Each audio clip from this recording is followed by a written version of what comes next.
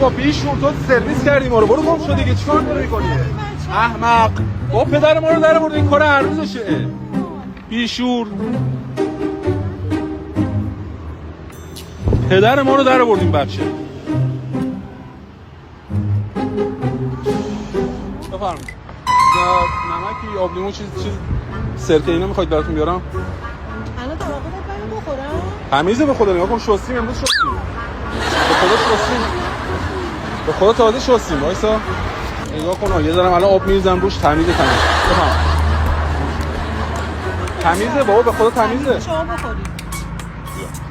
تمیزه بابا، هر روز اینجا رو داریم میشینیم. خانم بفرمایید. شما الان داشتیم مش بچه در میومد، الان میگه باشه بچه در میاد باباتون. تمیزه دیگه. بخورید خانم، به خواهش می‌کنم. یکی دیگه برام بیارید. نمیشه، تعویض نداریم خانم، گارانتی نداریم. یکی دیگه بیارید برای من. خانم چی عصبی میشید؟ بخورید، تمیزه دیگه. الان من باید یه بار دیگه جمعش کنم بازم بذارم اینجا شما بخورید.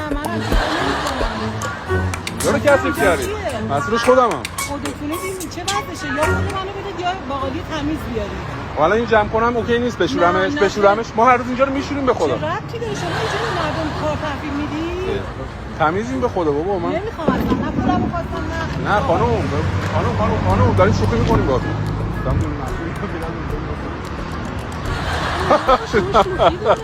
من